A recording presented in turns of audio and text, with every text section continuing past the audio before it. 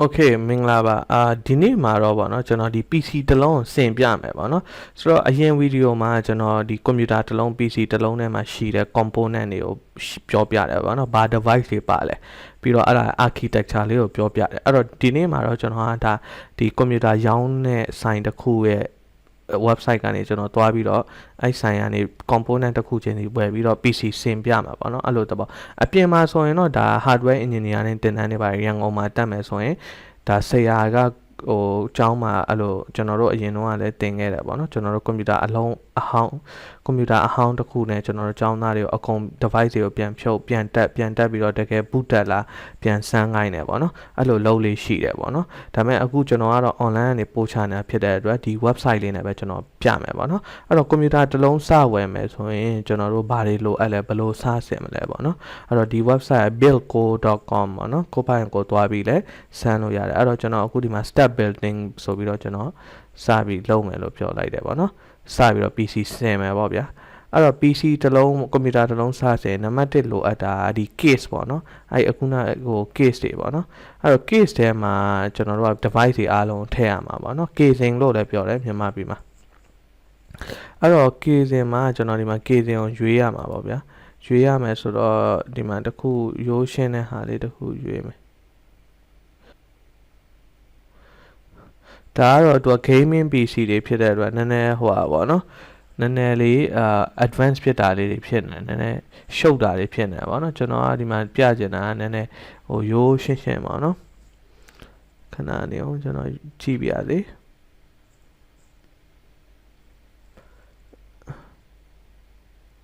โอเคဒီကောင် temper glass ဒီကောင်လေးရွေးလိုက်မယ်ဒီကောင်လေးဆိုကျွန်တော်တို့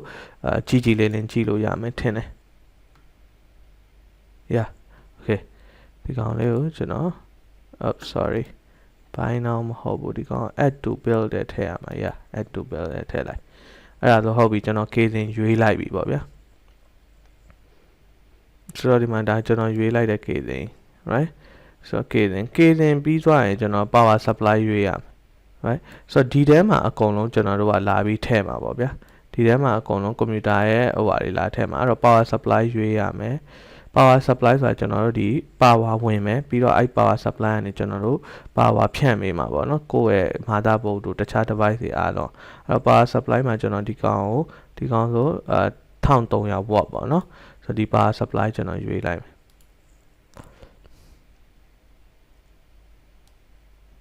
โอเคဆိုတော့ဒီမှာသူက power supply ကဒီမှာထည့်လိုက်တယ်ဒီနေရာမှာ right ဒီနေရာမှာထည့်လိုက်တယ်ဖြစ်တဲ့အတွက်ကျွန်တော်အိမ်ကနေမီးကြိုးပါဒီကနေဝင်မှာဒီမှာသွားတက်ရမယ်မီးကြိုးတက်လိုက်ရင်ဒီမှာ power supply ကဒီမှာမြုပ်ထားတယ်ပေါ့နော်သူအောက်ထဲမှာအဲ့တော့ power supply ပြီးသွားရင်အဓိကအရေးကြီးတာဒီမှာ main board ပေါ့နော် main board ပဲပြော motherboard ပဲပြော base board ပဲပြောတခုကိုပြောလို့ရတယ်ပေါ့နော်အဲ့တော့ base board တခုကိုကျွန်တော်ရွေးမယ်ပေါ့နော်ကျွန်တော်အခုဒီကောင်ဒီမှာထားပါတော့တခုရွေးလိုက်ဗျာအဲ့တော့ဒီမှာဒီ board လေးပဲရွေးလိုက်အဲ့ဆိုတော့ဒီမှာဒါ base board ပေါ့နော်ကျွန်တော်တို့ကဒီ motherboard ပေါ်မှာဒီမှာကျွန်တော်နည်းနည်းချဲ့ပြမယ်ဒီကောင် 3D model ဆိုတော့နည်းနည်းလေးတော့နှေးတယ်ဆိုတော့ဒီ motherboard ပေါ်မှာကျွန်တော်တို့ကဟိုအလုံးမှာပေါ့နော်အကုန်လာပြီးတော့ device တွေအတက်မှာဒီ motherboard ပါဒီမှာ CPU ထည့်မယ်ကျွန်တော်တို့ RAM ထည့်မယ်ကျွန်တော်တို့တခြား graphic card တို့ဘာလို့ဒီမှာ SSD တွေပါတယ်ကျွန်တော်တို့ဒီမှာထည့်လို့ရတယ်ပေါ့နော်အဲ့တော့ဒီ main board ကိုရွေးလိုက်ရင်ဒီ main board အနောက်မှာကြည့်မယ်ဆိုလို့ရှိရင်ဒီမှာ port တွေရှိတယ်နော် input output port တွေနော်ဒီမှာဆိုလို့ရှိရင်ဒီမှာ PS2 port ရှိတယ် PS2 port ဆိုဒီကနေကျွန်တော်တို့ mouse တွေ keyboard တွေတက်လို့ရမယ် USB port တွေရှိတယ်ဒီမှာ HDMI port ရှိတယ် HDMI port ဆိုတာ monitor သွား join မှာနော် monitor ကိုဟို HDMI ကနေလည်း join လို့ရတယ် display ကနေလည်း join လို့ရတယ်ကျွန်တော်တို့ဒီမှာ network port ရှိတယ်နော် network port ဆိုဒီကနေဒါ network ကတ်ကmotherboard ထဲမှာပါပြီးသားပေါ့နော်ပါပြီးသားဖြစ်တော့ကျွန်တော်ဒီကြကတ်ထပ်ဆိုင်စရာမလိုဒီတကတ်နဲ့သုံးရင်သုံးလို့ရတယ်ဒါ cable network ကိုသုံးမယ်ဆိုရင်เนาะအဲ့တော့ဒီမှာ RJ45 ကြိုဒီမှာလာတက်ရုံပဲပြီးရင်ဒီမှာ mic တို့ကျွန်တော်တို့ speaker တို့ဘာလို့သွားမဲ့ audio port တွေပါရှိတယ်ပေါ့နော်ဆိုတော့ဒီ port တွေကဘာသာပုံမှာပါပြီးသားဖြစ်တဲ့အတွက်ကျွန်တော်တို့ကအခုက audio အတွက် audio card တွေပါတယ်ဝယ်စရာမလိုတော့အရင်တော့ motherboard တွေလိုမျိုးအဲ့တော့ဟုတ်ပြီဒီမှာ motherboard ပြီးသွားရင်ကျွန်တော်ဘာလို့လဲဆိုတော့ CPU လို့မယ်เนาะဒီမှာ CPU လို့ CPU လို့မယ်ဆိုရင် CPU ကျွန်တော်တစ်ခုပါနော် CPU မှာဒီမှာ AMD တွေရှိတယ်နော်ကျွန်တော်တို့Intel လည်းရှိမှထင်တယ်ဒါမှမဟုတ်ဒီ motherboard က AMD ပဲ support လုပ်တယ်ဆိုကျွန်တော်တို့ AMD ပဲရှိမယ်ဒါမှမဟုတ်ဒီ company က AMD ပဲ Intel ရွေးချယ်ပါ Intel မရှိဘူးเนาะ maybe ဒီ motherboard က support မလုပ်တာတော့၎င်းဒီ company မှာတော့မရှိတာတော့၎င်းပါเนาะဒါကတော့ကြည့်လိုက်ပါเนาะအဲ့တော့ကျွန်တော်ဒီမှာဒီ CPU ပဲထည့်လိုက်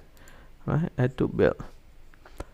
အဲ့ဒါ CPU ထည့်ပြီးသွားပြီကျွန်တော်တို့နောက်ဘာလို့လဲ RAM လို့တယ်เนาะ RAM ထည့်ရမယ် RAM ကDDR5 32GB okay เนาะဒီနှစ်ချောင်းထည့်လိုက်မယ်ကျွန်တော်ဒီနေ့ချောင်းထည့်လိုက်မယ် add to build အဲ့တော့ကျွန်တော် RAM လည်းစိုက်လိုက်ပြီဒီမှာ 32GB နှစ်ချောင်းเนาะ CPU ရှိသွားပြီကျွန်တော်တို့နောက်ဘာလို့မလဲCPU cooler တဲ့ CPU cooler က CPU ပေါ်မှာကျွန်တော်တို့အေးအောင်လုပ်မယ်ဟာပါเนาะဒါ fan နဲ့ heat sink ပါเนาะအဲ့တော့ဒါတစ်ခုကြိုက်တာထည့်လို့ရတယ်ကျွန်တော်ဒီအဖြူလေးထည့်လိုက်ဒါပါတော့ဒါဆိုပိုအေးမယ်ဟာအဲ့ဒါဆိုဒါဒီမှာဒီမှာတူအေးအောင်လုပ်မယ်ဒီဘက်ကပန်းခါတွေလည်းတူထည့်လိုက်တယ်ပေါ့နော်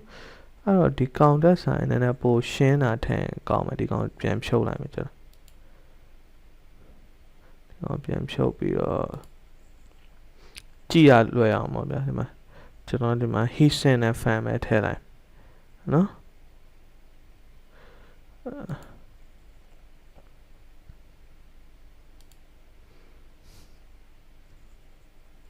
okay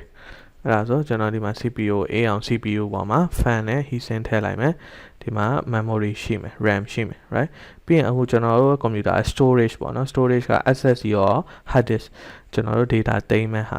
data သိမ်းမှာကျွန်တော်ဒီမှာအများကြီးထည့်လို့ရတယ်ကျွန်တော်ဒီမှာ 1.5 TB NVMe SSD တွေရှိတယ်PCIe ပေါ့နော် PCIe ဒီမှာရှိမယ်နောက်တခြား hard disk တွေလည်းရှိမယ်အဲ့တော့ဒီမှာကျွန်တော် hard disk ကို 1TB ဒီတစ်လုံးထည့်လိုက်မယ်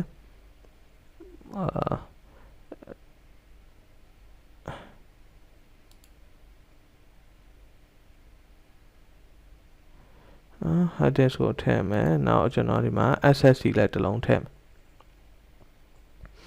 1TB M2 SSD တစ်လုံးထည့်မယ်နော်အဲ့တော့ဒီ SSD မှာအဓိက main OS နဲ့ကျွန်တော်တို့အရေးကြီးတဲ့အမြန်လိုချင်တဲ့ဥမာ game data တို့ဘာလို့ထားမယ်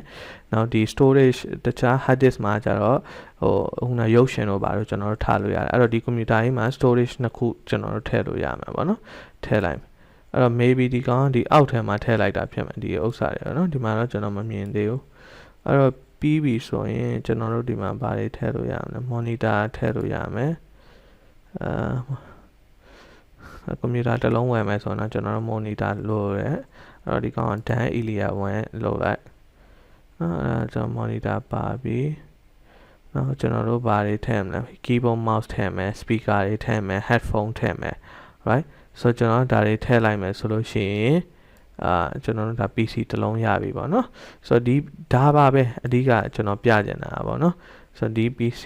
ကဒီမှာအဓိကဒီ motherboard မှာကျွန်တော်တို့ဒီ port တွေပါပြီလားအဲ့တော့ motherboard ကြီး casing နဲ့ကိုထည့်လိုက်လို့ရှိရင်ကျွန်တော်တို့ဒီ port တွေသုံးလို့ရမယ်နောက်အထဲမှာကျွန်တော်တို့ hard disk တို့ SSD တို့နောက်အခု graphic card တို့ဘာလို့ထည့်မယ်ပေါ့နော်ဒီမှာဆိုလည်းအခု graphic card မပါသေးဘူးကျွန်တော်တို့ graphic card ထည့်လို့ရတယ် GPU မှာGPU မှာ Nvidia ပဲထည့်လိုက်ပါနော်ဒီကောင် Nvidia ဒီကတ်ကိုထည့်ကြည့်မယ်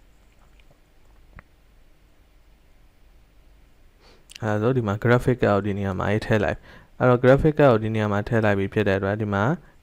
ဒီကျွန်တော်ကဒီ graphic card ကိုသုံးမယ်ဆိုရင် game ဆော့ဖို့ပါဖို့ဆိုတော့ကျွန်တော်တို့ကဒီမှာဒီ monitor ကနေကြိုးတန်ဒီ motherboard ပေါ် graphic ကိုမသုံးတော့ဒီ graphic card ကိုသုံးမယ် right ဆိုတော့ဒီ graphic card မှာကျွန်တော်တို့ကြိုးလာထည့်ရမယ်HDMI ကြိုးဖြစ်ဖြစ် display ကြိုးဖြစ်ဖြစ်ဒီ graphic card မှာလာထည့်မှာပေါ့နော်ဆိုတော့ဒီမှာတခြားဥစ္စာတွေကျွန်တော်တို့ထည့်ခြင်းလဲထည့်လို့ရတယ်အဓိကကတော့ဒီကွန်ပျူတာကြီးကိုအထဲမှာဘာတွေပါလဲပေါ့နော်ကွန်ပျူတာထဲမှာကျွန်တော်တို့အဲ့လိုပစ္စည်းတစ်ခုချင်းစီကိုဆင်ရတာပေါ့နော်ဒီလိုကွန်ပျူတာဆင်တဲ့ပေါ့နော် assemble လုပ်တဲ့ဗီဒီယိုတွေYouTube မှာလည်းအများကြီးရှိပါတယ်နော်ကြည့်ပါ ဒါကတော့ကျွန်တော် basic သဘောနဲ့ပေါ့နော်ဒါ website တစ်ခုကျွန်တော်လည်းဒီ website အခုမှမြင်မှုတာပေါ့နော်ဆိုတော့ဒီရောင်းတဲ့ website ဒီလိုရောင်းတဲ့ website တွေအများကြီးရှိပါတယ်ဆိုတော့ဒီကနေကျွန်တော်ဒီ 3D သူတို့ဒီလိုမျိုး 3D model လေးနဲ့သူပြပေးတာပေါ့နော်ဒီပုံစံလေးပြပေးတာကိုကျွန်တော်သဘောကျလို့ပါအားလုံးအထိုက်လျောက်မြင်မယ်ထင်ပါတယ်ကွန်ပျူတာထဲမှာရှိတဲ့ component တွေဘယ်လိုပေါင်းပြီးတော့အလုပ်လုပ်လဲဆိုတာကိုဆိုတော့ကျွန်တော်တို့နောက်ဗီဒီယိုတွေမှာလေ့လာကြတာပေါ့နော်ဒီကွန်ပျူတာထဲမှာရှိတဲ့ component တွေတစ်ခုချင်းစီအသေးစိတ်ကိုတော့ကျွန်တော်နောက်ဗီဒီယိုမှာပြောမယ်ပေါ့နော်ဒါဒီဗီဒီယိုတွေကတော့ကျွန်တော် high level ပြောပြနေတာပါနော်ဆိုတော့အားလုံးကျေးဇူးပါ